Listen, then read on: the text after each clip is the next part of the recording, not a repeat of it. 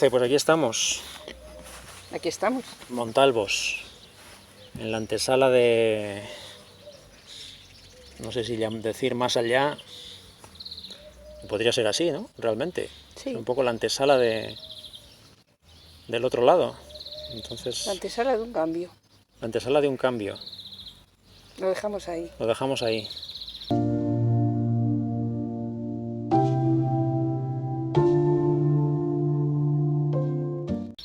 ¿Cómo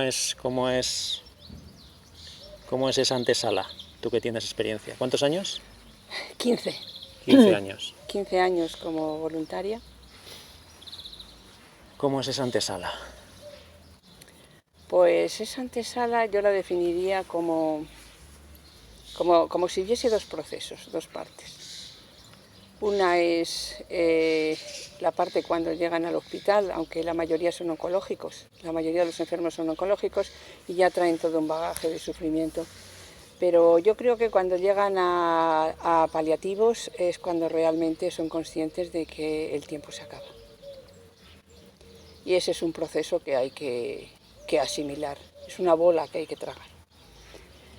Y esa parte es a veces la más compleja.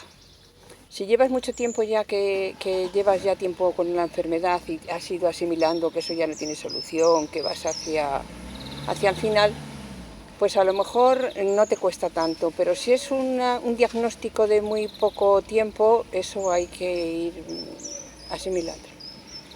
Y hay un proceso de rabia, de regateo con la vida, pues ahora que yo me acabo de jubilar, fíjate cómo me viene esto, de mucha rabia contenida, y ahí se trabaja con eso. Y luego está otro proceso, también se trabaja con los familiares en ese proceso, porque el familiar es una parte activa del proceso. Y también está la siguiente parte en que ya esa rabia la has canalizado o la has digerido de alguna de las maneras y lo que haces ya es una entrega y te dejas entregar hacia donde vayas. Y yo creo que esa es la parte más bonita, más bonita del proceso, cuando ya no hay resistencia, cuando ya no hay nada, es esa especie de abandono a dejarte llevar a lo que sea.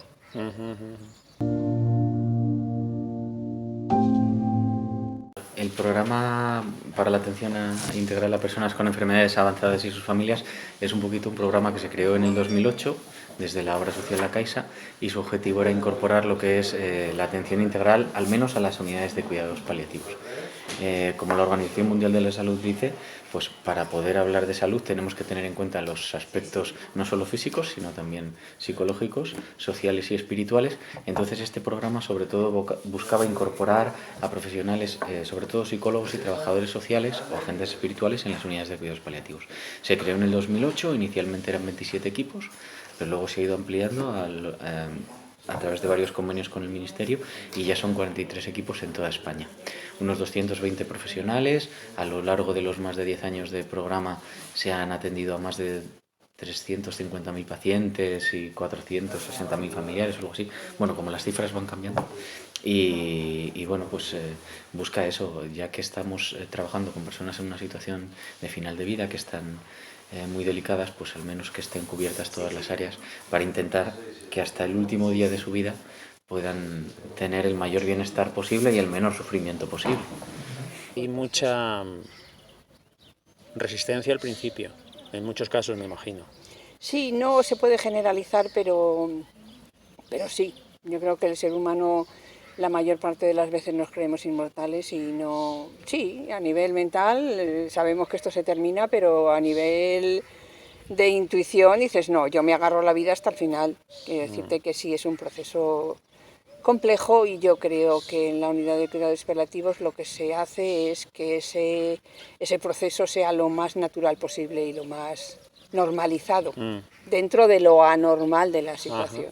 Sí, sí, y me imagino además que por mucho que nos queramos preparar,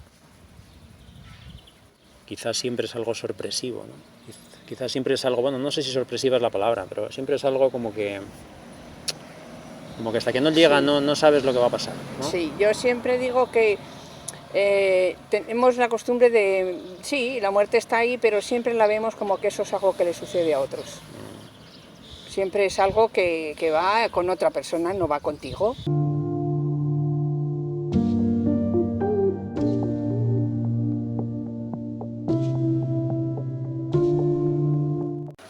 ¿Tú eres psicóloga? Sí.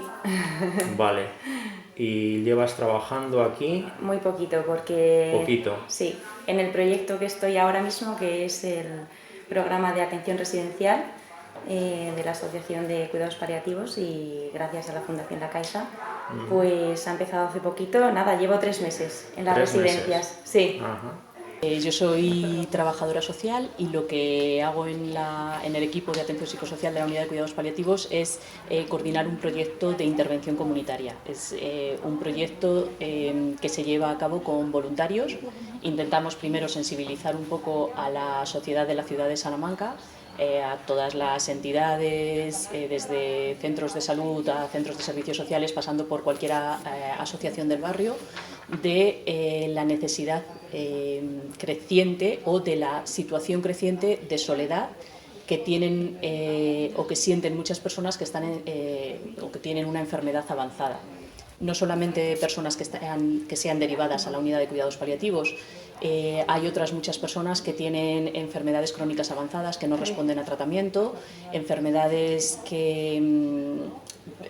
pacientes pluripatológicos que requieren muchísimas visitas médicas o muchísimas consultas con diferentes especialistas, que en definitiva su enfermedad no les permite poder tener las relaciones sociales que tenían hasta ahora.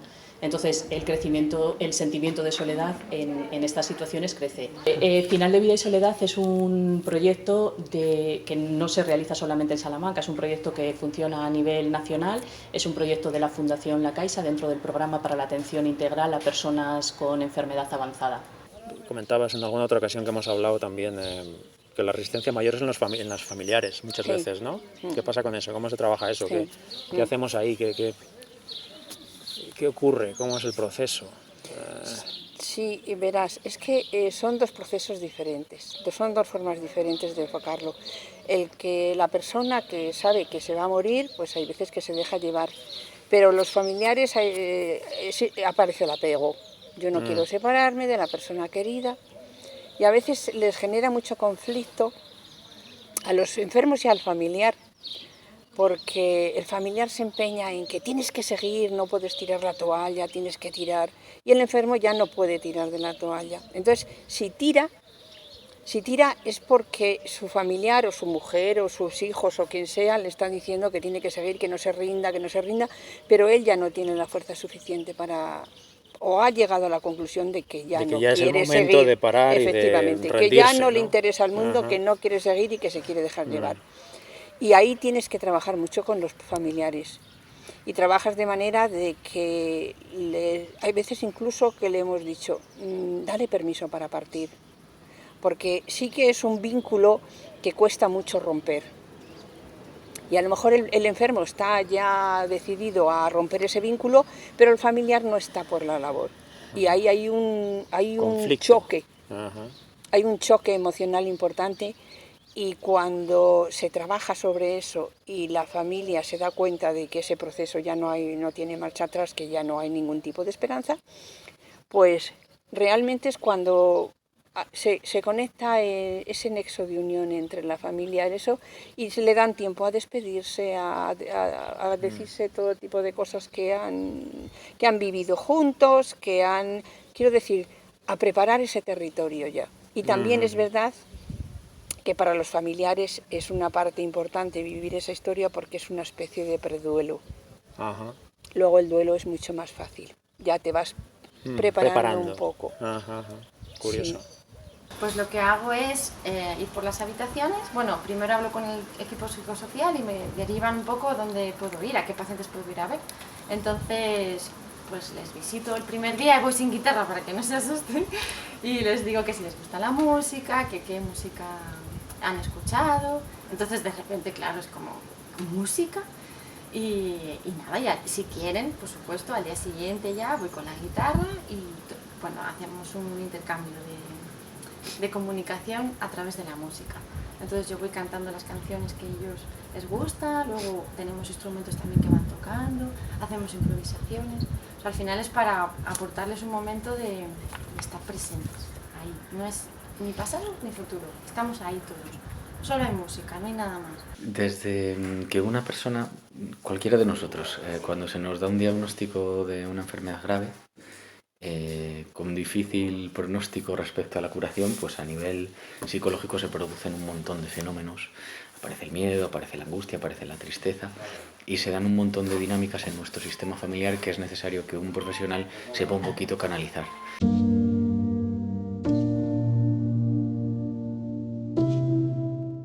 Pues cuando a nivel psicológico no estamos preparados para afrontar una situación, viene bien el acudir a un profesional. Ajá. Mi labor un poquito como psicólogo consiste en el acompañamiento psicológico durante todo el proceso del paciente, de la familia y el soporte a los profesionales. O sea, cuidar que el área psicológica de pacientes, familiares y profesionales esté cubierta. Se ha querido ampliar este programa a las residencias. Uno de los puntos de España ha sido Salamanca. Y bueno, pues los objetivos que tengo yo un poquito allí en las residencias es atender a los residentes, a los familiares y pues a los trabajadores en medida de que lo vayan solicitando. Yo creo que esto ha sido un poco pues la necesidad que se ha visto por la pandemia, ¿no? Todo el impacto psicológico que ha supuesto el ver a residentes, a personas mayores falleciendo en las residencias y bueno, pues todo eso ha creado un impacto tan grande, claro, a nivel emocional que sí, bueno, sí, se ha creado este programa un poquito pues para atender también este tipo de necesidades. No sé si quieres comentar actividades que hacéis con ellos. ¿Algún tipo de actividad? ¿Había algún tipo de actividad aquí, no? Sí, ¿Algún tipo de cosa? Hay un taller de manualidades que lo hace una compañera. Yo estuve haciendo mucho tiempo relajación, pero es que casi siempre más enfocada en los familiares porque el enfermo ya no está para ello. Cuando ya están en el hospital aquí, algún enfermo puede tener una calidad de vida física, me refiero, que pueda hacer algún tipo de actividad, pero muy poca, porque incluso hay, yo qué sé, está el espacio Caixa, que es donde se pueden estar, donde se pueden reunir, donde puedes hacer cosas diferentes, ya no les interesa demasiado, porque el proceso ya está en marcha. También es verdad que entran muchos enfermos que vienen con un proceso concreto, con unos síntomas concretos. Esos síntomas se controlan a nivel médico y se les da el alta y se van para casa y hacemos el seguimiento en casa. Sí, seguimiento en casa. Ajá.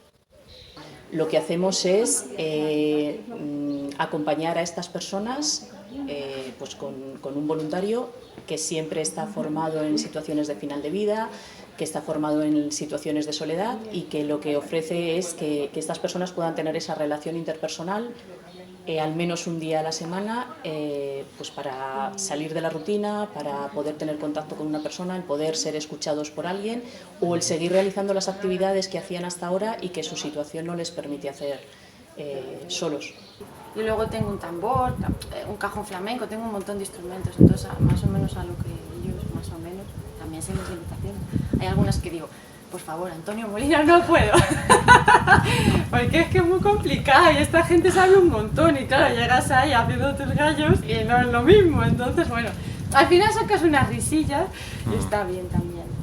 Y luego, claro, a nivel personal, me imagino que esto es algo que para ti misma, Sí. ¿no? Hay un enriquecimiento, yo creo, un aprendizaje también de muchas cosas, porque han sido muchos años. No sé si puedes hacer un balance o qué cosas destacarías así de lo aprendido, de lo que te has llevado, de lo que has recibido. Sí, hombre, en 15 años, imagínate, ha habido prácticamente de todo. De bajar por las escaleras y decir, pues mira, me hubiese ido al centro comercial a comprarme un trapito o a tomarme un café con quien fuera, porque aquí lo que he hecho es menos y nada. Pero también ha habido momentos de conexión con el ser humano en el último momento de su vida grandiosos. con una conexión con personas que yo no he tenido nunca fuera del hospital. Ni siquiera con tu persona más íntima, con tu hijo, con tu pareja, con tu marido. Bueno, cada caso es un mundo, cada paciente es un mundo, cada sistema familiar es diferente. Entonces, una cosa que me encanta es que nunca hay dos personas iguales, ni dos familias iguales, con lo cual es un trabajo constante, de creatividad constante. Tú te has estudiado los manuales, te has formado en la carrera, has hecho tus másters, pero al final estás con personas y cada persona es diferente y tienes que adaptar todo lo que sabes a esa persona. Entonces eso es para mí muy motivante. Es que no conocía ni siquiera el Estado. Exactamente, habías oído hablar de los montalvos, pero otra cosa es... En el polígono de Montalvos. No me hacía yo una idea de una. Tampoco, hombre, muy lejos. Es verdad que no. Puede ser que realmente no vivas solo, pero aún así tú tengas lo que se llama o sientas una soledad existencial, que no encuentras con quién poder tener esa escucha, ese apoyo, lo que tú estabas diciendo. Es decir, cuando tú tienes esta situación o este sentimiento, no es solamente que físicamente o que literalmente estés solo, que no tengas familia cercana, sino que el sentimiento hace que no tengas a alguien con quien desahogarte, a alguien con quien compartir inquietudes, pensamientos, emociones. Y con la visita del voluntario lo que conseguimos es eso, que haya ese apoyo a nivel emocional y social para estas personas.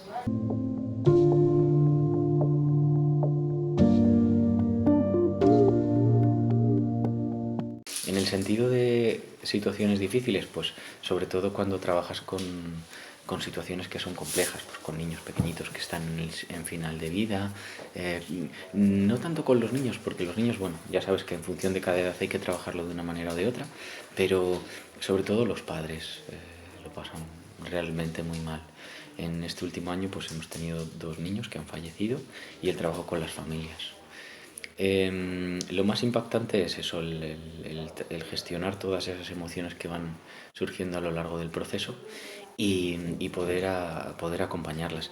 Luego es muy importante, en mi parte como psicólogo, tanto para mí mismo como para el cuidado de mis compañeros, la parte de cuidarnos para poder cuidar, el desconectar una vez que sales de una situación especialmente dura, especialmente difícil, el saber pues parar tus pensamientos, centrarte más en el mundo emocional y en otras actividades que no tengan nada que ver con el tema de la muerte para poder cuidarte.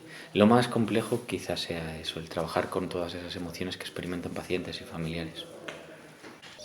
Cuando estás al final de la vida, ¿cómo te diría yo? Todas las máscaras se caen. Estás desnudo, Ahí no hay nada que ocultar. Estás desnudo, desnuda ante la situación. La inmensidad, ¿no? Y eso es algo que solo se puede dar en paliativos. Estás... Esa desnudez y quitar esa coraza solo se da en esos momentos en la vida. Ya no hay nada que perder, no hay nada que ganar, no hay nada. O sea, ya no te mueves, el ego no está. Así de fácil. Entonces ya solo está el ser humano con toda su esencia, con todos sus procesos mentales, con sus miedos, con sus alegrías. Ahí ya se descubre todo. Relación de ser humano a ser humano absolutamente pura, casi, total, ¿no? Diría yo. Total. Entonces, ¿cuál dirías que es el principal, o ha sido, o está siendo, no sé, el principal reto que te supone para ti, o a nivel personal casi? Sí. Te pregunto casi. Pues me ha llamado mucho la atención pues que hay muchas personas que ingresan en las residencias sabiendo un poco que va a ser su última morada, ¿no? Porque al final pues probablemente pues fallezcan en la residencia. Entonces, bueno, pues el periodo de adaptación cuesta un poquito porque hay mucho sentimiento de soledad. También tenemos un programa, bueno, que ya lo comentará mi compañera Carmen, que es un programa de voluntariado para hacer acompañamiento en el final de la vida. Y bueno, ese ha sido mi mayor reto, ¿no? A intentar escuchar y con la mayor empatía y sinceridad a personas que, bueno, que saben que están aquí en una residencia, acompañados de personas que nunca han visto, que no conocen. Y bueno, pues el periodo de adaptación sí que cuesta un poquito y yo les ayudo pues bueno, a gestionar todo ese mundo emocional, ¿no? que supone. Sí. A través de ahí es como el nexo de unión de comunicar, de que ellos se conecten con ellos mismos. Entonces ya a través de ahí se pueden hacer un montón de cosas. Eso es como la base. de, bueno, vamos a conectarnos. Y luego ya, pues ya hablamos de cómo se sienten, hemos hecho canciones de cómo se sienten, y sobre todo la comunicación con la familia, cambia un montón. Porque yo sí que he observado que, claro, están los familiares preocupados y el paciente preocupado. Y claro, entre ellos se comunican, pero siempre hay mucha preocupación y mucho miedo. Entonces, cuando tú ofreces algo que es una cosa normal, como qué música te gusta, o vamos a cantar juntos, pues de pronto es como, haría meses a lo mejor que no se encontraban así, que no se comunicaban de esa manera, desde el presente, de bueno, ¿te encuentras bien? Sí, me encuentro bien, pues venga, ¿cuánto te puedes mover? Un poco. Pero a nivel profesional el mayor desafío es lo que empecé diciéndote, la sensibilización, el conseguir que seamos conscientes de que la realidad es esta. Hasta que no conoces a alguien personalmente cercano, que ves que está en esta situación, que de repente se ha quedado solo o que tiene este sentimiento, no te das cuenta de que es una realidad hacia la que vamos. Nuestra forma de vida en España pues siempre ha sido muy comunitario, siempre hemos estado arropados, vecinos, unos con otros, familiares, familias muy extensas, pero vamos heredando la forma de vivir o la sociedad que desde hace mucho más tiempo se siente o se vive en el norte de Europa, y vamos hacia una sociedad más individualista. Al final el día a día es un día a día de soledad. Entonces el sensibilizar a la población, ya no solamente a la población en general, pero sí a las diferentes instituciones, a las asociaciones, a las entidades de voluntariado, que vean que aparte de la labor que hacen como voluntarios en cualquiera de sus ámbitos, en todo su entorno hay personas que están o que van a estar en esta situación, porque es un poco hacia donde vamos socialmente. Normalmente lo que el voluntario capta es un reflejo de lo que el enfermo te está... Somos como un espejo.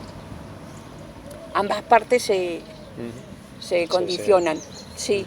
Si el enfermo se abre completamente, tú te expandes, tú te abres. Para mí una parte que es muy importante, que yo he utilizado muchísimo, sobre todo con enfermos que ya no tienen la capacidad de hablar y de comunicarse, es la presencia como ser humano, estar allí. Entonces a veces abren los ojos, ya no tienen capacidad a lo mejor de hablar ni de escucha, y abren los ojos y te miran como si fueses el ángel de la guarda, diciendo, ahí está aún todavía, le sonríes, y a mí esa conexión me parece magnífica.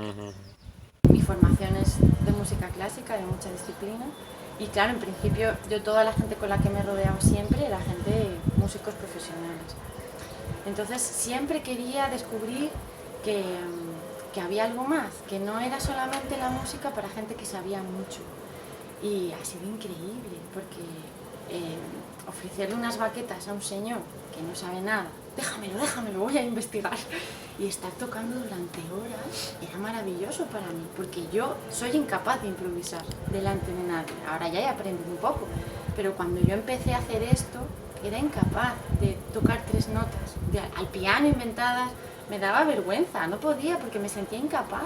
Y ver a estas personas, trae los bongos, y empezaban a tocar, y empezaban a cantar improvisando. Claro, hemos aprendido todos, pero es increíble, es maravilloso, y las experiencias de amor que se viven en ese momento de conexión de la música es una pasada, porque de repente es estar con los ojos bajos y hago una gimnasia musical, que es muy guay porque se mueven un poquito. Entonces, claro, estos pacientes están normalmente muy quietos, claro, porque es todo muy delicado. Pero sí, ¿puedes mover un poco las manos? Sí, venga, pues hago una gimnasia musical. ¡Jo, es maravilloso! Porque es que a los 2 minutos están con los ojos bajos, y a los 2 minutos, por haberse movido un poco, la mirada cambia, con 2 minutos de música.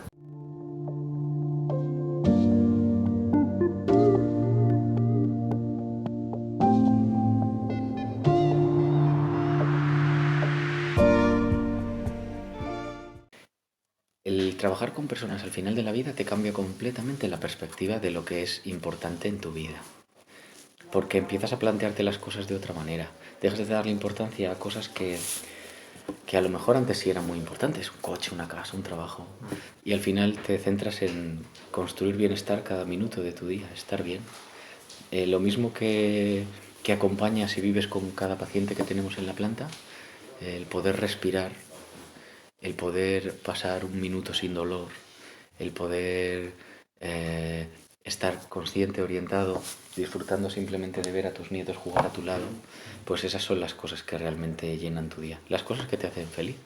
Entonces, quizá lo más importante que he aprendido es que la felicidad la construimos cada uno de nosotros cada minuto y que el objetivo principal de la vida es trascender los constantes obstáculos que nos va poniendo ese sufrimiento y ser capaz de tener esa capacidad de resiliencia para enfrentarlo y llevar una vida lo más plena y lo más sana posible. Construir bienestar para ti y para la gente que quieres. Las personas mayores a veces se las tiene como que, bueno, un poquito apartadas, ¿no? Sí, sí. Pero siguen siendo personas, hay que tenerlas en cuenta, aunque tengan Sí, sí, aunque estén al 94 final, años claro. y parezca que no, pero se enteran perfectamente, siguen teniendo sentimientos, siguen teniendo preocupaciones por sus hijos, aunque estén en la residencia cuidadas, pues ellas, sobre todo madres, ¿no? Siguen preocupadas por los hijos, entonces, bueno, pues es una parte muy bonita de la vida, ¿no? De esa etapa final, pero que siguen teniendo en cuenta todos los aspectos de valores de familia, de Que puedan seguir teniendo encuentros. una vida digna al fin y al cabo, ¿no? Exacto, Yo creo. exacto. Sí. No hay más que hacer. A veces solo es necesario eso, estar allí. Estar allí o acercarte o conectar con ellos a través del tacto, si es que ellos quieren, porque todo está en función del enfermo. En función de lo que el enfermo te demande en cada momento, eso es lo que tú tienes que hacer. Y tienes que estar dispuesto a hacer eso, o a captar lo que necesita, que a veces tampoco es fácil saber lo que en ese momento necesita. Porque hay un cúmulo de sensaciones, de emociones, de sentimientos, de cosas que ni siquiera ellos saben qué es lo que está ocurriendo. Es una maraña entera y ahí tienes que tirar de un hilillo a ver por dónde realmente desenvuelves esa maraña o cómo puedes entrar incluso en esa maraña. A nivel personal es muy, muy gratificante. Es un trabajo que a mí me encanta. Yo soy feliz, muy feliz desde que estoy haciendo esto. Estoy totalmente convencida de que lo que hago es muy necesario y si estamos pues ahora mismo acompañando, por ejemplo, en el último mes, en el mes de junio, hemos acompañado a más de 40 personas que están en esta situación en la ciudad de Salamanca, porque el proyecto solo se lleva a cabo en la ciudad, no tenemos infraestructura, al menos de momento, para salir fuera, tanto en residencia como en domicilio. A mí me parece que es increíble que haya 40 personas que te estén agradeciendo y que estén sintiendo que realmente los voluntarios están haciendo algo muy importante por ellos. Y luego el tener el contacto con las personas voluntarias, que me parece que son, pues eso, que están hechos de otra pasta, que es gente fantástica. Yo tengo una suerte increíble de poder contar con ellos, de tenerles y de poder compartir pues, lo que ellos sienten y lo que a ellos les produce este proyecto, igual que a mí a nivel personal, de satisfacción personal. Es una terapia con música, es un proceso. Mi trabajo es hacer terapia a través de la música. Que no siempre la música es alegre, o sea, yo puedo tocar una melodía alegre para mí, pero que en ese momento conecte con esa persona, que para esa persona es una música que le trae unos recuerdos complicados y el músico se va a ir y esa persona se va a quedar ahí pues recordando. Entonces es un proceso lo que nosotros hacemos allí, lo que yo hago allí de musicoterapeuta. Que si yo, por ejemplo, se desborda en una sesión conmigo y se pone a llorar, por supuesto, está perfecto, pero lo sé reconducir. O sea, la cosa es que no te vayas de una habitación con una persona que esté completamente triste. Luego están los psicólogos, afortunadamente, que si yo no tengo herramientas con las palabras para ayudar a los psicólogos, hablo con ellos y les digo, esta persona se ha quedado. Pero siempre va a ser cuidarla, no va a ser dejarla ahí un poco a sus sentimientos. Comentabas también que lo importante es la idea de que cuando vienes a hacer un voluntariado, o sea, venir sin una idea preconcebida, es decir, sin un esquema hecho previo, ¿no? Tener esa apertura, digamos, mental, estar abierto a lo que surja, claro. Sí. Disposición no puedes, total. Efectivamente, no puedes venir con yo voy a hacer esto, yo quiero hacer esto, no, es que no te vale, es que bueno, es que ya te das cuenta de que en cuanto abres la puerta, todas las ideas que tienes se te van por la puerta. Entonces sí que es simplemente la apertura total como ser humano, darte como ser humano al 100% en ese momento, salga lo que salga, ocurra lo que ocurra. y ahí ya eso fluye. Si tú vienes con una idea preconcebida, esa idea preconcebida te impide esa fluidez. Y eso no te vale. Hay gente que lo ha usado más para, pues eso, para despedirse de sus familiares. Había una señora que tenía un poema que dije, bueno, vamos a musicalizarlo. Y entonces, bueno, eso ha quedado para sus familiares en una canción pues que le dedica a sus nietos. Y ella era un poema porque hacía poemas y yo la musicalicé. Bueno, o sea, eso ha sido un recuerdo. Mucha gente también lo ha grabado a sus familiares cuando estaban tocando, estaban cantando. Entonces guardan esos recuerdos, que lo ven y se ríen. Joder, eran los últimos días de su familia y en vez de recordarlo como, ay, por supuesto, con tristeza, pero les sale ahí como, ah, qué bien, qué momento más bueno vivimos. Al final de la vida es un regalo para todos.